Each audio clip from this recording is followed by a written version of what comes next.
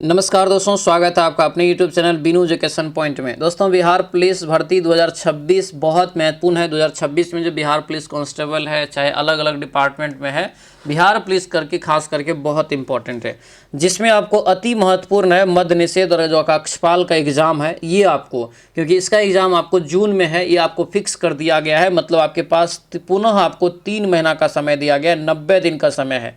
आप इस 90 दिन को बढ़िया से तैयारी करिए, इस 90 दिन को यूटिलाइज कीजिए, 100% आपका रिजल्ट हो जाएगा।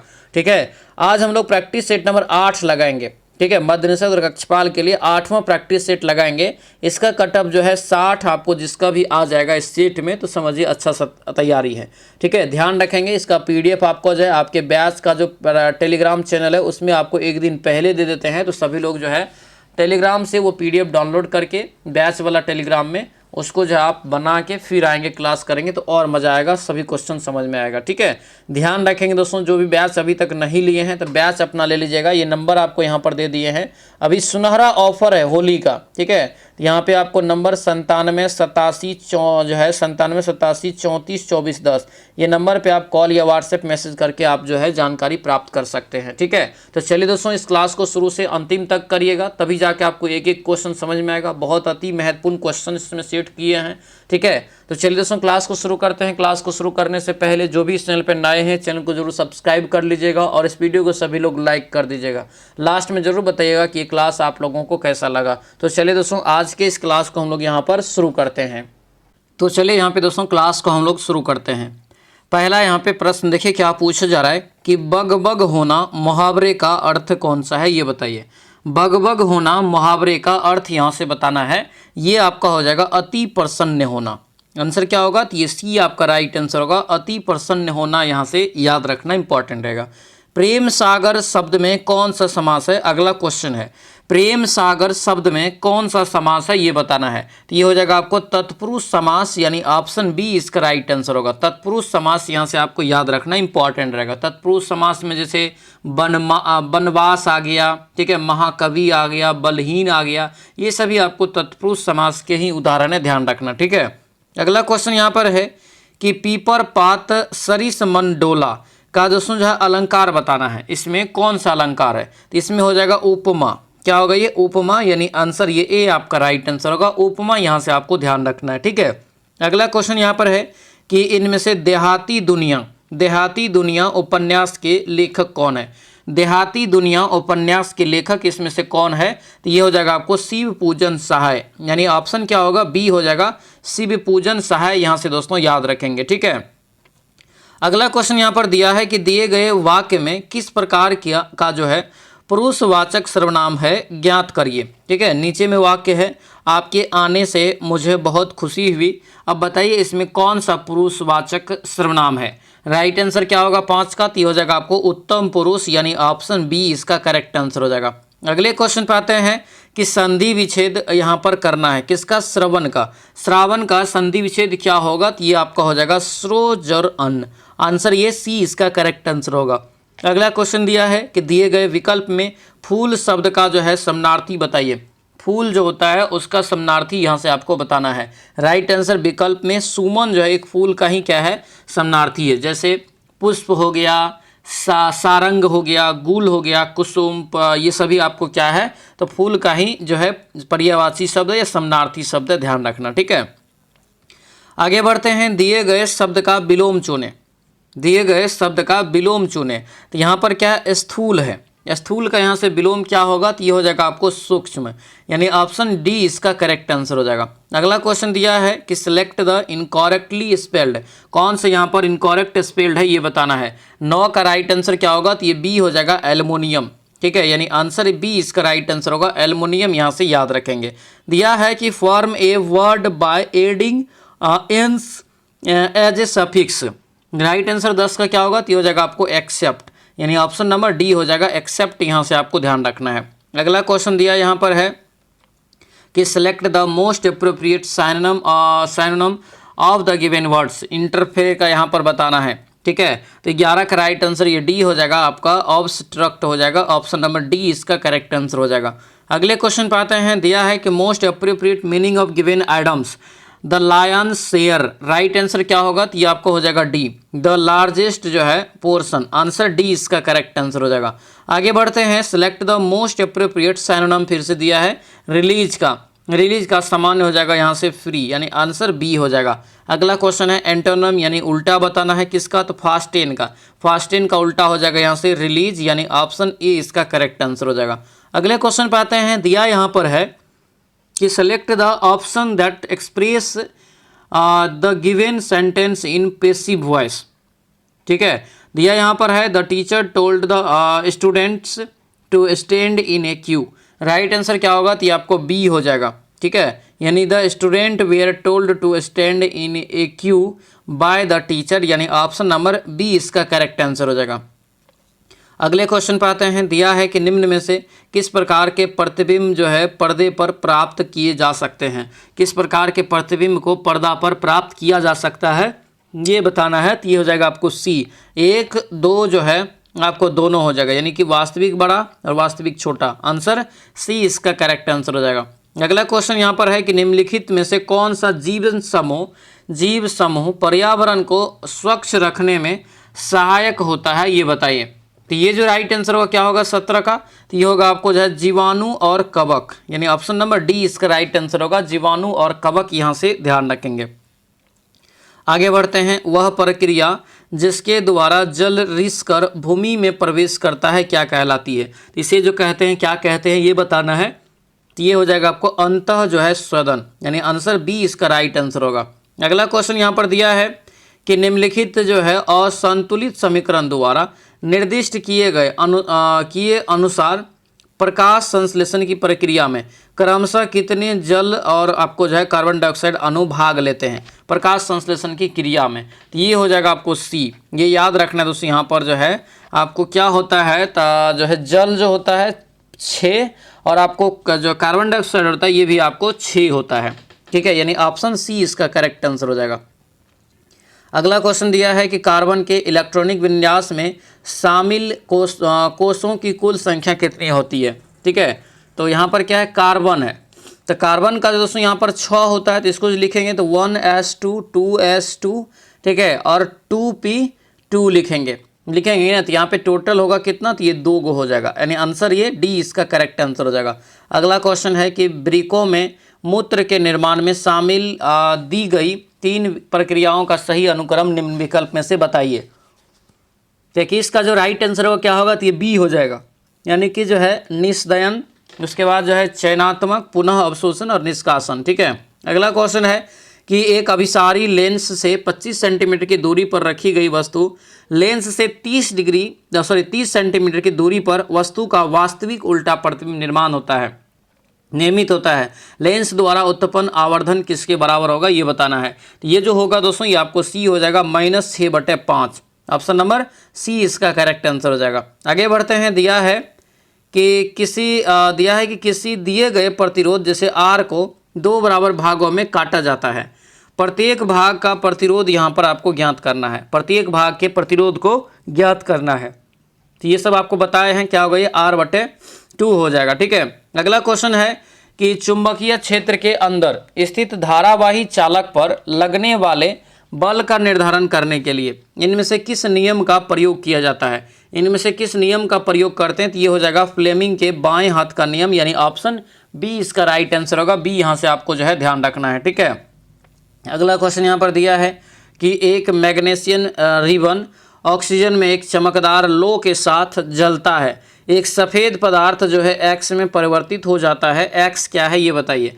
एक्स क्या होगा, ये होगा आपको यहाँ से MgO, यानी ऑप्शन बी हो जाएगा। अगले क्वेश्चन पे आते हैं, निम्नलिखित में से किसकी जो है परमाणु त्रिज्या सबसे बड़ी है, इसमें से किसकी परमाणु त्रिज्या सबसे बड़ी है, तो ये हो जाएगा आपको आयोडीन, यानी ऑप्शन डी इसका करेक्ट आंसर हो जाएगा। अगले क्वेश्चन पे आते हैं, दिया है कि शोषण की दर प्रकाश संश्लेषण की दर से जो है अधिक होने से पौधे पर क्या प्रभाव पड़ेगा, प्रकाश शोषण की दर प्रकाश संश्लेषण की दर से अगर अधिक हो जाएगा तो पौधा पर क्या प्रभाव पड़ेगा, तो ये जो आपका होगा दोस्तों ये बी हो जाएगा, उत्पादित भोजन की तुलना में अधिक भोजन का ऑक्सीकरण होगा, जिससे पोषण के अभाव में क्या होगा तो पौधा सूख जाएगा, आंसर क्या होगा, तो ये बी आपका राइट आंसर होगा, बी याद रखना। अगला यहाँ पर दोस्तों ध्यान रखेंगे, चित्र आपको दिया है, चित्र के अनुसार ही आपको यहाँ पर जो है आंसर बताना है, ठीक है। चित्र के अनुसार ही आपको यहाँ पर जो है आंसर बताना है। पीडीएफ में इसको आप थोड़ा सा अच्छे से एक बार देख लीजिएगा, क्योंकि यहाँ पर थोड़ा सा टेक्स्ट जो है छोटा पड़ रहा है, ठीक है। ये जो राइट आंसर होगा ये आपको सी यहाँ से होगा, इसको आप पीडीएफ में एक बार देख लीजिएगा, ठीक है। अगला क्वेश्चन यहाँ पर दिया है कि दिए गए कथन पर विचार करिए और सही उत्तर का चयन कीजिए। कथन एक है, मानव अमाशय नाइट्रिक अम्ल का उत्पादन करता है। हाइड्रोक्लोरिक अम्ल अमाशय को क्षति पहुंचाए बिना भोजन में जो है मदद करता है, भोजन के जो है पाचन में मदद करता है। तो क्या दोनों सही है या गलत है, इस पर आपको जो है विचार करना है। तो ये जो विचार करेंगे तो ये ए होगा, केवल 2 कथन आपका जो है दिया हुआ सही है, ठीक है। अगला क्वेश्चन है कि आज के परिदृश्य में मनुष्यों की अभिव्यक्ति में हुए किस परिवर्तन से दोस्तों जो है दिया यहाँ पर हुए परिवर्तन से ने जो है अजैव नमनीकरणीय अवशिष्ट के उत्पादन को कुछ हद तक कम करने में सहायता किया है। यानी इसमें से बताना है कौन होगा। तो इसका राइट आंसर क्या होगा, तो आपको ए हो जाएगा, जूट के थैलों का उपयोग, यानी ऑप्शन नंबर ए इसका करेक्ट आंसर हो जाएगा। आगे बढ़ते हैं, दिया है कि निम्नलिखित में से कौन सी घटना ध्वनि तरंगों द्वारा जो है प्रदर्शित नहीं की जाती है, ये बताइए। ध्वनि तरंगों द्वारा प्रदर्शित नहीं की जाती है, तो ये होगा आपका सी। फ्लक्स में द्रव का तल जो है तुरंत ही बढ़ना शुरू कर देगा, ये आपको यहाँ से क्या है तो सही है, आंसर सी हो जाएगा, ठीक है। अगला क्वेश्चन यहाँ पर दिया है कि निम्नलिखित में से कौन सा पादप रोग जो है, कौन सा पादप रोग खनिज की कमी के कारण होता है। खनिज की कमी के कारण यहाँ पर होता है, ये बताना है। राइट आंसर क्या होगा, 33 का दोस्तों ये ए हो जाएगा, चुकंदर का केंद्र जो है विगलन, यानी ऑप्शन नंबर ए इसका राइट आंसर होगा। तो ये ए यहाँ से आपको अच्छे से ध्यान रखना है, ठीक है। अगला यहाँ पर है कि पेशीय उत्तक की जो है उत्पत्ति होती है, पेशीय उत्तक की उत्पत्ति जो होती है किससे होती है, ये हो जाएगा दोस्तों आपको जो है मीजोडर्म कोशा से, यानी आंसर ये सी हो जाएगा। ये मीजोडर्म कोशा यहाँ से आपको याद रखना। उत्तक का जो दोस्तों अध्ययन होता है आपको हिस्टोलॉजी के अंतर्गत आपको जो है किया जाता है, ये आपको ध्यान रखना है, ठीक है। अगला यहाँ पर दिया है कि निम्नलिखित में से किस अणु में द्विबंधन है, ये बताइए। किस अणु में द्विबंधन है ये आपको बताना है। राइट आंसर जो 35 का हो जाएगा, 35 का ये सी हो जाएगा, यानी कि जो है ऑक्सीजन में, आंसर ये सी इसका करेक्ट आंसर होगा। अगला क्वेश्चन है, रदरफोर्ड के अल्फा कण प्रकीर्णन द्वारा किसकी खोज की गई थी। अल्फा कण के प्रकीर्णन के द्वारा किसकी खोज की गई थी, ये बताना रदरफोर्ड के द्वारा। तो ये हो जाएगा प्रोटॉन का, यानी आंसर ये ए हो जाएगा, प्रोटॉन का खोज जो है किया गया था, इसके द्वारा ध्यान रखेंगे, ठीक है। अगला क्वेश्चन है दिया है कि एम्फीबियंस जो है क्या है। एम्फीबियंस जो हो जाएगा जल और थल दोनों में समान रूप से जो रहता है, आंसर यहाँ से डी हो जाएगा, जिसको एक प्रकार से उभयचर कहते हैं, ठीक है। उभयचर में जैसे कछुआ हो गया, सांप हो गया, छिपकली, मगरमच्छ, ये सभी आपको प्राणियां हैं जल और स्थल दोनों जगह पे आपको ये रह सकता है। यानी आपका जो है ये तो आपको हो गया सरीसृप वर्ग में दोस्तों ये आपको आता है ना, लेकिन आपको जो उभयचर होता है एम्फीबियंस जिसको कहते हैं, थोड़ा सा यहाँ पे सुधार करेंगे। टॉड हो गया और मेढक खास करके आपको उभयचर के अंतर्गत आता है, ये आपको ध्यान रखना है, ठीक है। अगला यहाँ पे क्वेश्चन है कि एफ्लाटॉक्सिन नामक विष उत्पन्न किया जाता है किसके द्वारा।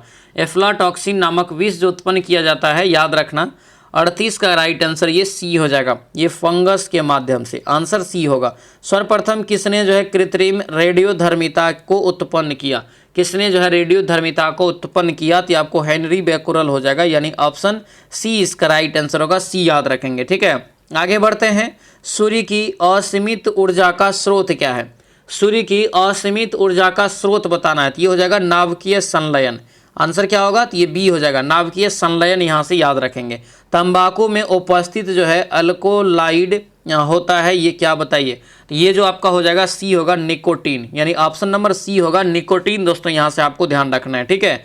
अगला क्वेश्चन है कि निम्नलिखित में से कौन सी ग्रंथि जो है हार्मोन निर्माण से संबंधित है। कौन सी ग्रंथि हार्मोन निर्माण से संबंधित है, तो ये हो जाएगा आपको अंतःस्रावी ग्रंथि, यानी ऑप्शन नंबर डी इसका राइट आंसर होगा, अंतःस्रावी ग्रंथि याद रखेंगे, ठीक है। आगे बढ़ते हैं, दिया गया है कि यदि किसी तत्व का परमाणु क्रमांक 10 तथा परमाणु भार जो है 20 है, तो उसके नाभिक में न्यूट्रॉन और प्रोटॉन की संख्या क्या होगी। न्यूट्रॉन और प्रोटॉन की जो संख्या होगी क्या होगी, तो आपको 10 और 10, आंसर सी होगा। देखिए न्यूट्रॉन प्रोटॉन की जो संख्या दिया है यही होता है आपको क्या, परमाणु क्रमांक, तो वो आपको 10 हो जाएगा। और यहाँ पे न्यूट्रॉन की संख्या निकालने के लिए उसके कुल भार में से ये परमाणु संख्या घटा लेंगे तब भी 10 निकलेगा, तो इसीलिए 10 और 10 हो जाएगा। रंगीन पदार्थ का सल्फर डाइऑक्साइड से विरंजक का कारण क्या है ये बताइए, ये हो जाएगा आपको अपचयन, यानी ऑप्शन नंबर डी इसका करेक्ट आंसर हो जाएगा। आगे बढ़ते हैं, दिया है कि कोशिका में निम्नलिखित में से कौन सी पाचन थैली जो है कौन सी पाचन थैली कहलाती है। कोशिका का पाचन थैली एक प्रकार से पूछा गया है।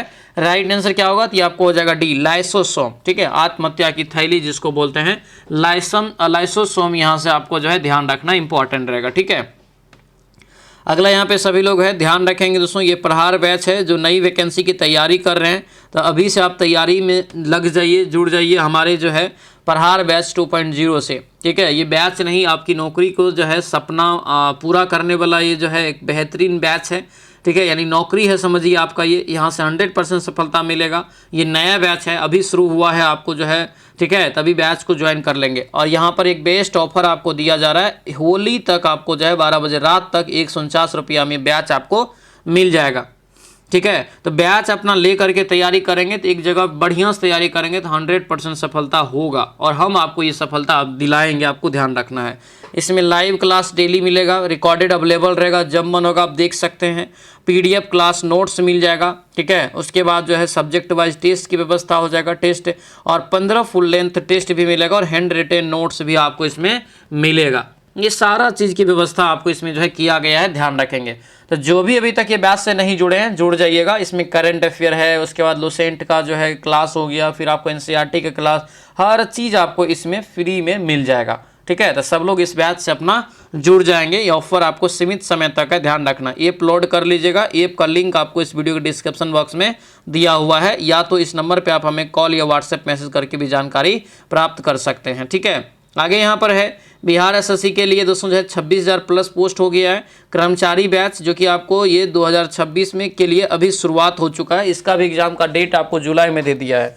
ठीक है, तो अब आपके पास ज़्यादा समय नहीं है, 3 से 4 महीना समय है, तो 3 से 4 महीना में अगर आप चाहते हैं कि हमारा रिजल्ट हो जाए तो जुड़िए इस कर्मचारी बैच से। और होली तक ये ऑफर 149 रुपया कर रहे हैं, होली तक आप लोगों की डिमांड पे ऑफर दिया जा रहा है, तो आप अपना बैच से जुड़ जाएंगे। ठीक है, साथ में जानवे करते हैं मद्य निषेध और कक्षपाल की जो है एग्जाम अब जून में होगा, तो जून में होगा मतलब आपके पास 3 महीना का बढ़िया समय आपको मिल गया है। ठीक है, तो इस 3 महीना को बढ़िया से यूटिलाइज करिए और अपना जो है तैयारी करके नौकरी लीजिए, और इसके लिए उड़ान बैच अपना ज्वाइन कर लीजिए, यही आपको सफलता दिलाएगा। ठीक है, चलिए आगे बढ़ते हैं। दिया यहाँ पर है कि किस गुप्त शासक को विक्रमादित्य की उपाधि दी गई थी, किस गुप्त शासक को विक्रमादित्य की उपाधि जो है दी गई थी ये बताइए। 46 का क्या होगा, तो ये हो जाएगा आपको चंद्रगुप्त द्वितीय, यानी आंसर ये डी हो जाएगा, चंद्रगुप्त द्वितीय, यहाँ से दोस्तों याद रखेंगे। ठीक है, अगला क्वेश्चन यहाँ पर है, सुएज नहर के जो है खुलते ही डैश और डैश के बीच समुद्री यात्रा का मार्ग छोटा हो गया, किसके किसके बीच, ये आपका लंदन और चेन्नई के बीच, लंदन और चेन्नई के बीच जो दोस्तों समुद्री मार्ग है इसकी यात्रा एक प्रकार से छोटी हो गई, याद रखेंगे। निर्णायक मत क्या है, निर्णायक मत जो होता है ये आपको होता है डी, जब दोनों पक्ष दोस्तों क्या होता है, तो आपको जब समान हो जाए, टाई हो जाए, तब ये निर्णायक मत आपको दिया जाता है, आंसर डी हो जाएगा।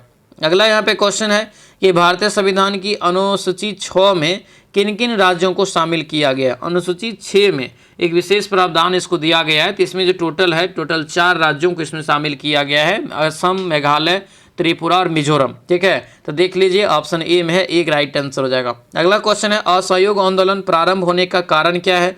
तो असहयोग आंदोलन जो शुरू हुआ था दोस्तों, क्यों हुआ था, तो ये हो जाएगा जालियांवाला बाग हत्याकांड के बाद ये आपको शुरू होता है, याद रखना 1 अगस्त 1920 को होता है शुरू। ठीक है, यानी आंसर ये क्या होगा, तो मेन रीजन आपको ये माना जाता है, सी इसका जो है करेक्ट आंसर हो जाएगा, तो ये सी यहाँ से ध्यान रखेंगे। ठीक है, अगला है वित्तीय घाटे का तात्पर्य क्या है, वित्तीय घाटे का क्या तात्पर्य है ये बताइए, क्या तात्पर्य हो जाएगा, तो ये होगा आपको सी, यानी सभी जो है मदों से प्राप्त आय खर्च से कम, यानी आंसर ये सी इसका राइट आंसर होगा। अगला है कि बालकन दिया है, बालकन किससे संबंधित है, बालकन जो है किससे संबंधित है ये बताइए। तो ये जो आपका हो जाएगा 52 का, ये बी हो जाएगा। ये जो है आपको दोस्तों भारत और जो है विभाजन योजना से, भारत विभाजन योजना से ये संबंधित है, बालकन प्लान 1947। ठीक है, याद रखेंगे आंसर ये बी हो जाएगा। अगला क्वेश्चन यहाँ पर है कि निम्न में से किसने प्रधानमंत्री को राज्य का नौका का कप्तान कहा? प्रधानमंत्री को राज्य के नौका का प्रधान कहा था, ये बताना है, ने कैप्टन कहा था। तो ये हो जाएगा आपको मुनरो ने। ठीक है, मेजनी का संबंध किस संगठन से है ये बताइए। तो ये हो जाएगा कार्बोनरी, यानी आंसर ए हो जाएगा।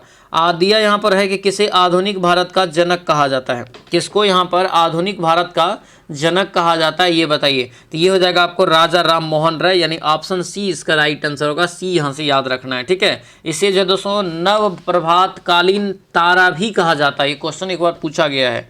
ठीक है, अगला क्वेश्चन है भारत में सबसे अधिक कॉफी उत्पादन करने वाला राज्य कौन सा है? भारत में सबसे अधिक कॉफी उत्पादन करने वाला राज्य हो जाएगा ये कर्नाटक, यानी ऑप्शन नंबर बी हो जाएगा कर्नाटक। दोस्तों यहाँ से ध्यान रखेंगे। ठीक है, आगे बढ़ते हैं। दिया है कि कृषि उपज के लिए न्यूनतम समर्थन मूल्य जो है की घोषणा की जाती है किसके द्वारा? एमएसपी की योजना की जाती है, यानी घोषणा की जाती है कि कितना एमएसपी दरें जो होगा। तो ये सभी की घोषणा किसके द्वारा किया जाता है? तो आपको कृषि लागत एवं मूल्य आयोग, आंसर डी हो जाएगा। कृषि लागत और मूल्य आयोग यहाँ से आपको याद रखना इंपॉर्टेंट रहेगा। ठीक है, अगला क्वेश्चन है कि मोहम्मद गजनवी के साथ भारत आने वाले प्रसिद्ध इतिहासकार क्या हो जाएगा? अल-बरूनी। आंसर क्या होगा? बी इसका राइट आंसर होगा। अल-बरूनी यहाँ से आपको याद रखना है, 58 का बी हो जाएगा। ठीक है, अगला क्वेश्चन यहाँ पर देखेंगे। अगला क्वेश्चन यहाँ पर है कि केंद्रीय चावल अनुसंधान संस्थान कहाँ है? तो ये भारत का पूछ रहा है, तो क्या हो जाएगा? कटक उड़ीसा में। ठीक है, कटक उड़ीसा हो जाएगा। अगला यहाँ पर है कि रुपये की परिवर्तनता जो है का उद्देश्य क्या है? परिवर्तन का उद्देश्य क्या है? ये हो जाएगा आपको डी। निर्यात में वृद्धि, नौकरशाही के में जो है नियंत्रण में कमी, हवाला बाजार के लिए प्रोत्साहन में जो है कम, यानी आंसर डी हो जाएगा। ठीक है, बाउल किस राज्य का लोक नृत्य है? बाउल जो है किस राज्य का लोक नृत्य है? ये पश्चिम बंगाल, यानी आंसर ए हो जाएगा। पश्चिम बंगाल का जो है बाउल क्या है? तो एक लोक नृत्य याद रखेंगे। ठीक है, आगे बढ़ते हैं। दिल्ली सल्तनत पर कुल कितने वंशों ने शासन किया? दिल्ली सल्तनत पर जो है, दिल्ली सल्तनत पर कुल कितने वंशों ने शासन किया, ये क्वेश्चन है। क्या हो जाएगा बताइए? 62 का राइट आंसर क्या होगा? तो ये हो जाएगा ए। ये फसलों का 62 का ये होगा, यानी कि 5 शासकों ने। कितने? 5 शासकों ने हो जाएगा, याद रखना। 5 में आपको जैसे गुलाम वंश आया, फिर खिलजी वंश, फिर तुगलक वंश, फिर सैयद वंश, फिर लोधी वंश। लास्ट में लोधी वंश को जो हराया आपको जो है बाबर ने, फिर आपको जो है मुगल वंश वहाँ से चल पड़ता है। ठीक है, तो टोटल जो है 5 राजवंशों ने दोस्तों इस पर शासन किया। अगला क्वेश्चन है कि पोंगल क्या है? पोंगल दोस्तों जो है ये आपको तमिलनाडु के जो है साइड आपको मनाया जाता है। राइट आंसर क्या होगा? तो ये राइट आंसर यहाँ से ए हो जाएगा। सॉरी, ए नहीं, आपको हाँ ए होगा। फसलों का त्यौहार ही है ये एक प्रकार से। ठीक है, जो कि तमिलनाडु का मेन फेस्टिवल है ये। इसी जगह पे दोस्तों केरल में इसको ओनम ओनम कहा जाता है। हम लोगों के अपना यानी बिहार और में क्या कहा जाता है? मकर संक्रांति कहा जाता है। ठीक है, याद रखेंगे। गुजरात में पतंग उत्सव इस पे मनाया जाता है। नौकायान बिहार के केरल में मनाया जाता है। छठ, ये सभी आपको याद रखने इंपॉर्टेंट रहेगा। आंसर यहाँ से क्या होगा? 63 का ये ए हो जाएगा। अगला क्वेश्चन है कि लैटिन शब्द जो है मैंडेमस परमादेश का अर्थ क्या है? इसका अर्थ है ये हम आदेश देते हैं, हम आदेश देते हैं, यानी आंसर ए हो जाएगा। अगले क्वेश्चन पे आते हैं। 1789 की क्रांति के बाद, 1789 की जो है क्रांति के बाद यहाँ पे कह रहा है कि किस प्रकार की शासन व्यवस्था स्थापित की गई, ये आपको बताना है। यहाँ पर कहाँ पर? तो फ्रांस में। कहाँ पर? फ्रांस में यहाँ पर आपको कहा जा रहा है। राइट आंसर इसका क्या होगा? 65 का, तो आपको डी हो जाएगा, संवैधानिक राजतंत्र, यानी ऑप्शन नंबर डी होगा।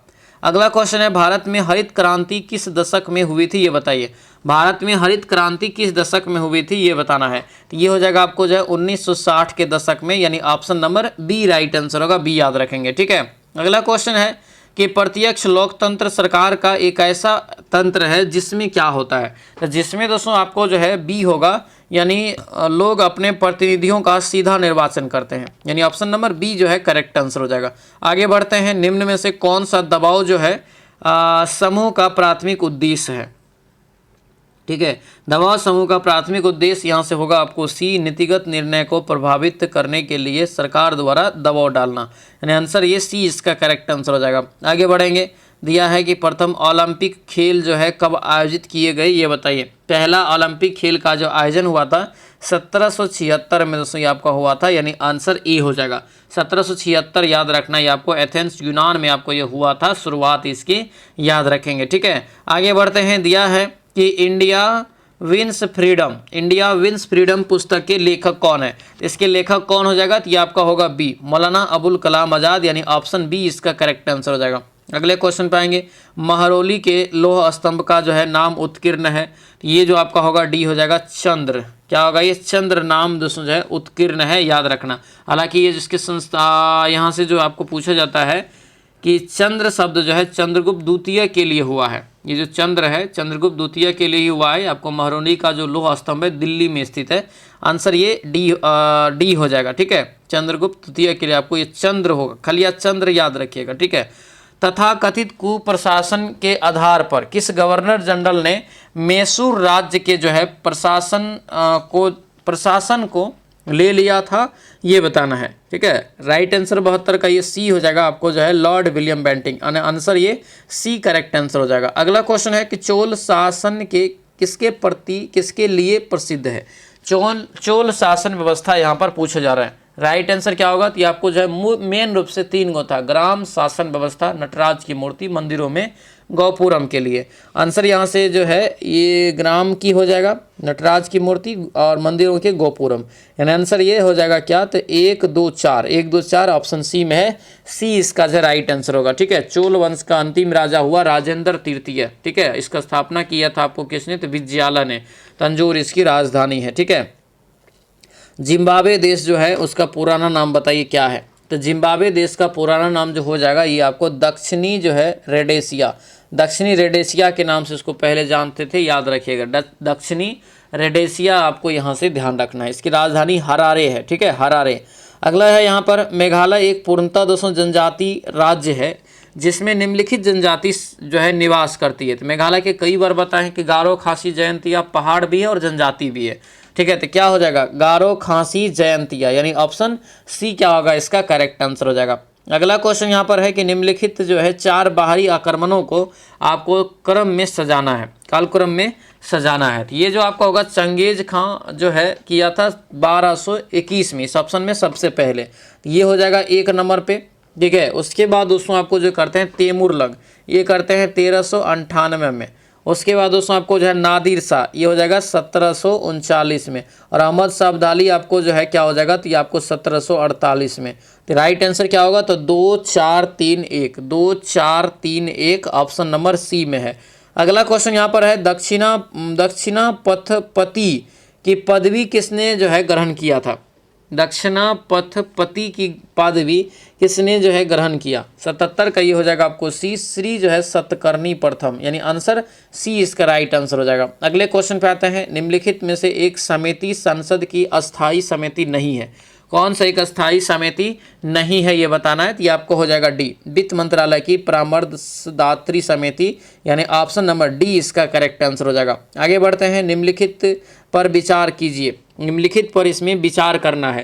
तो ये जो आपका होगा क्या होगा? सी, 1 3 और 2, ऑप्शन नंबर सी हो जाएगा। 1 3 2 यहाँ से आपको याद रखना है। संयुक्त राष्ट्र संघ की राजकाज की भाषाएं क्या है?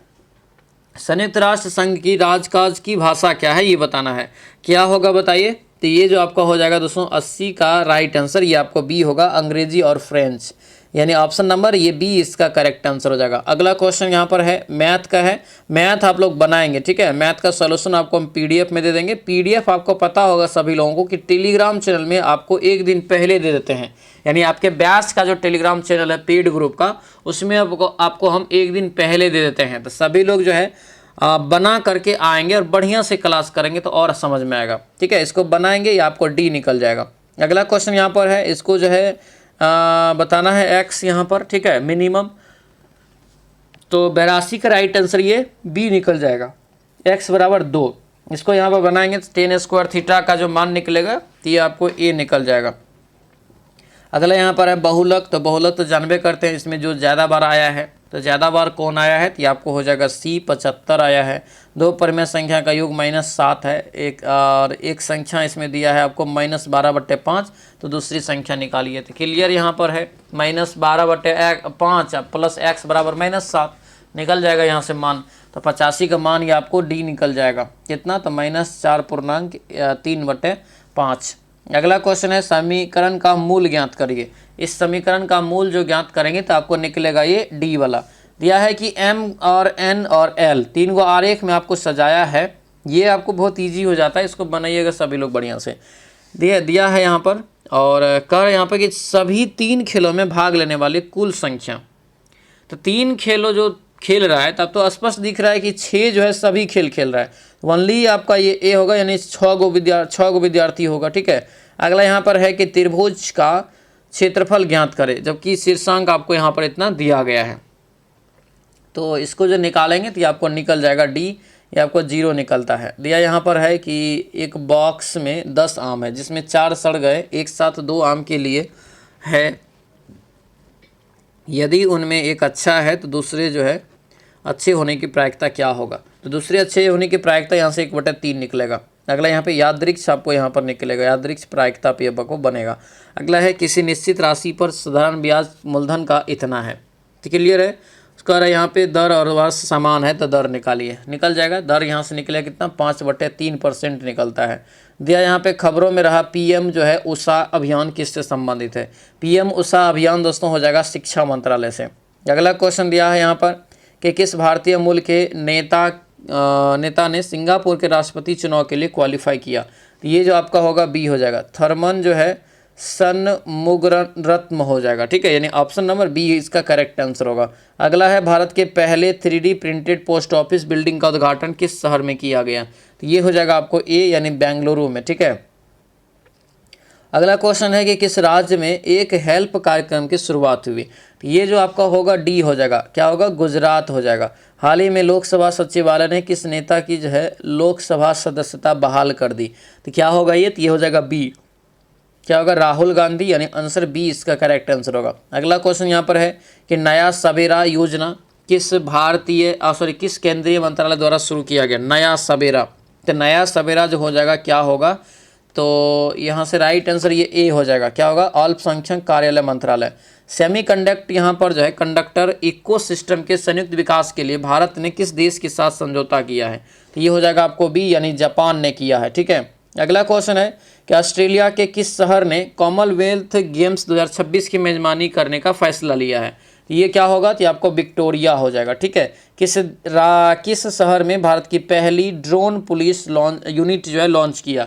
ये आपका हो जाएगा क्या, तो चेन्नई हो जाएगा, ऑप्शन डी इसका राइट आंसर होगा। अगला है हाल ही में खबरों में रहा रज महोत्सव का संबंध किस राज्य से है? रज महोत्सव दोस्तों हो जाएगा ये उड़ीसा में, यानी आंसर ये सी हो जाएगा। तो ये था दोस्तों आप लोगों का एक बेहतरीन जो है प्रैक्टिस सेट का जो अभी सेशन चल रहा है, उसमें 8वां सेट। कैसा रहा क्लास हमें कमेंट करके सभी लोग जरूर बताएंगे। जो भी इस चैनल पर नए हैं चैनल को जरूर सब्सक्राइब कर लीजिए और इस वीडियो को सभी लोग लाइक कर दीजिएगा। जो नए स्टूडेंट है चैनल को जरूर सब्सक्राइब कर लीजिएगा, क्योंकि रेगुलर ये क्लास आपको सुबह में 8 बजे आता है। और बैच जो नहीं लिए हैं तो अपना बैच ले लीजिएगा, क्योंकि बिना बैच का तैयारी अधूरा रहता है। एक दोस्तों अगर एक जगह पर रहेंगे तो आप एक गाइडेंस में पढ़ेंगे तो आपका 100% तैयारी होगा। ठीक है, नंबर दे दिए हैं, इस नंबर पर आप हमें कॉल या व्हाट्सएप मैसेज करके जानकारी आप प्राप्त कर सकते हैं। ठीक है, चलिए दोस्तों मिलते हैं अगले कक्षा में। सभी लोगों का बहुत बहुत धन्यवाद। जय हिंद।